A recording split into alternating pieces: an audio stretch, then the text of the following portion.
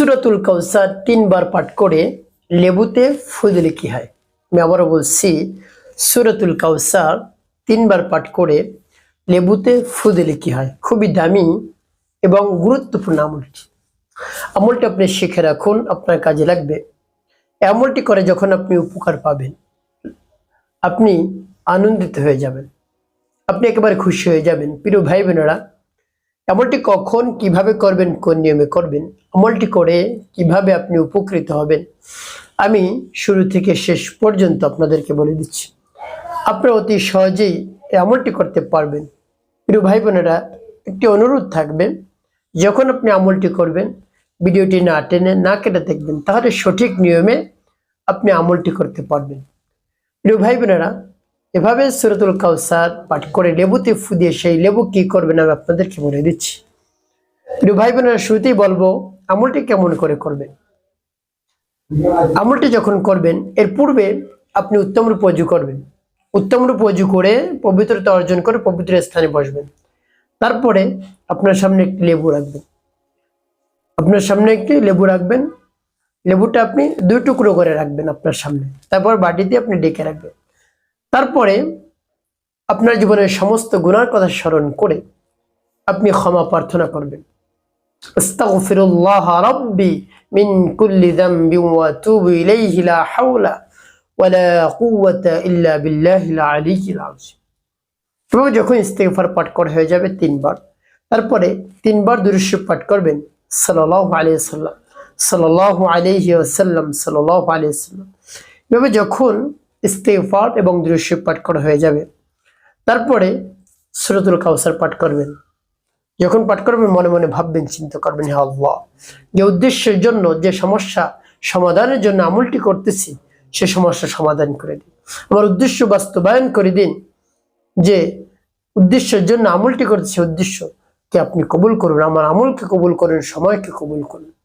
তারপরে সূরাতুল কাউসার একেবারে পরিপূর্ণ বিশ্বাস নিয়ে, ইয়াকিন নিয়ে আপনি পাঠ করবেন। আপনি আমার সাথে শুনে শুনেও পাঠ করতে পারেন, যেমন বিসমিল্লাহির রহমানির রহিম, ইন্না আ'তাইনাকাল কাউসার ফাসাল্লি লিরাব্বিকা ওয়ানহার ইন্না শানিআকা হুয়াল আবতার إنا أعطيناك الكوثر فصل لربك وانحر إن شانئك هو الأبتر। যখন সূরাতুল কাউসার পাঠ করা হবে, আপনার সামনে লেবু থাকবে, এর মধ্যে একটু ফু দিবেন।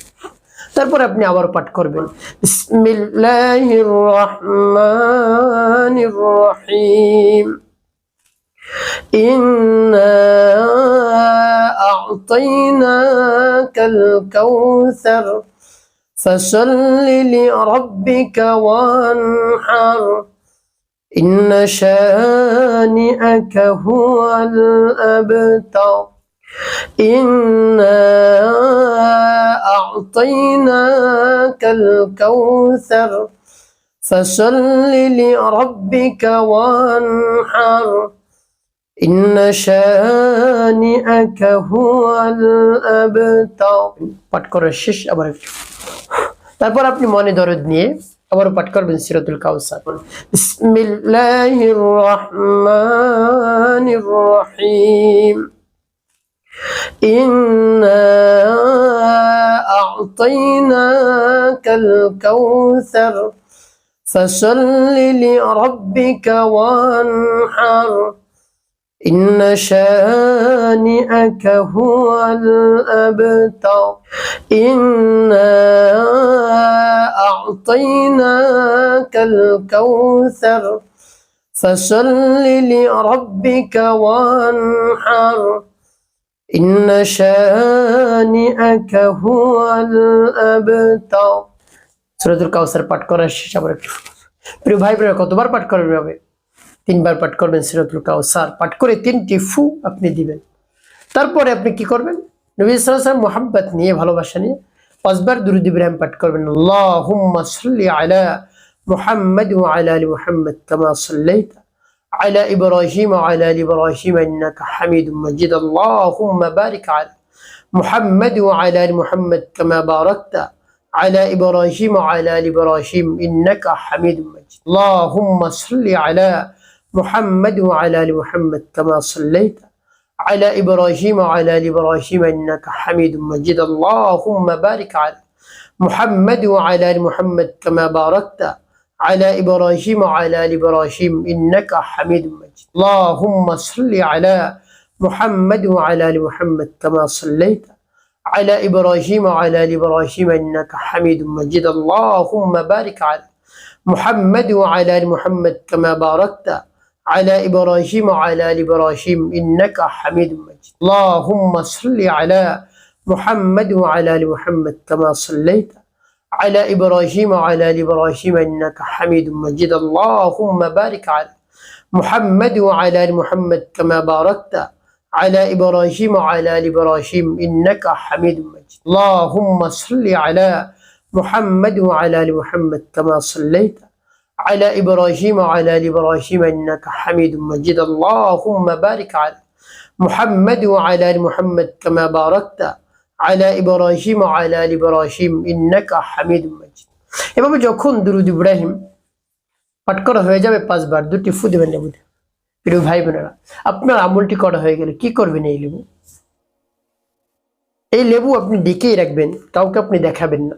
তারপর কি করবেন, কোন উদ্দেশ্যের জন্য এই লেবু পড়লেন বলে দিচ্ছি। আগে বলবো এই লেবু কি করবেন। এই লেবু দূরে কোথাও জঙ্গলে অথবা কবরের স্থানে আপনি পুঁতে রাখবেন।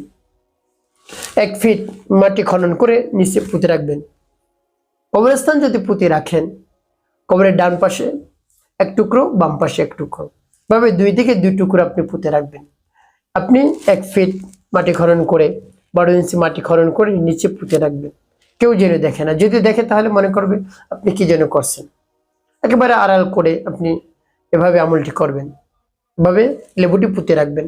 এখন বলতে পারেন হুজুর কবরস্থানে যেতে তো ভয় লাগে, তাহলে আপনি কোনো জঙ্গলে গিয়ে 2 স্থানে এভাবে খনন করে 2 টুকরো 2 স্থানে আপনি পুঁতে রাখবেন। তারপর উপরে মাটি দিয়ে আপনি ঢেকে দিবেন। প্রিয় ভাই বোনের, এভাবে দিলে কি হবে, আপনার ভালোবাসার মানুষ যদি দূরে চলে গিয়ে থাকে, যদি সাড়া না দিয়ে থাকে, এভাবে যদি আপনি আমলটি করে লেবু পুঁতে রাখতে পারেন, ভালোবাসার মানুষ কাছে আসবে, পাগল হবে, আপনাকে ফোন দিবে। প্রিয় ভাই বোনেরা, ভাবে স্বামী স্ত্রীর মধ্যে যদি মনোমালিন্য হয়, কোনোভাবেই তাদের মধ্যে মিল নেই, মহাব্বত নেই, একই জায়গায় থাকে, একই স্থানে থাকে, কথা নেই, শুধু ঝগড়াঝাটি আর ঝগড়াঝাটি, এভাবে যদি নাম নিয়ে স্ত্রী যদি আমল করে, স্বামীর নাম স্বামীর মায়ের নাম নিয়ে এভাবে আমল করে তারপরে লেবু পুঁতে রাখবে, তাহলে স্বামী পাগল হয়ে যাবে স্ত্রীর জন্য। বা স্বামী আমলটি করতে পারে, স্ত্রীর নাম নিবে, স্ত্রীর মায়ের নাম নিয়ে আমলটি করে লেবুতে ফু দিয়ে সেই লেবু এভাবে পুঁতে রাখবে, তাহলে স্ত্রী ও স্বামীর জন্য পাগল হয়ে যাবে, একজন অপরজনের জন্য পাগল হয়ে যাবে, পাগল পাড়া হয়ে যাবে, একজন অপরজনের দিকে আকৃষ্ট হবে। প্রিয় ভাই বোনের, আমার দেখার নিয়ম অনুযায়ী আপনি আমল করুন, অবশ্যই উপকৃত হতে পারবেন। পরিপূর্ণ বিশ্বাস এবং আস্থা নিয়ে আপনাকে আমলটি করতে হবে। প্রিয় ভাই বোনের, একটি কথা মনে রাখতে হবে, 5 ওয়াক্ত নামাজ আপনাকে আদায় করতে হবে, মানুষের কল্যাণে খেদমতে বেশি বেশি কাজ করবেন, অবশ্যই আপনার জীবন হবে সুখময় এবং শান্তিপূর্ণ ইনশাআল্লাহ।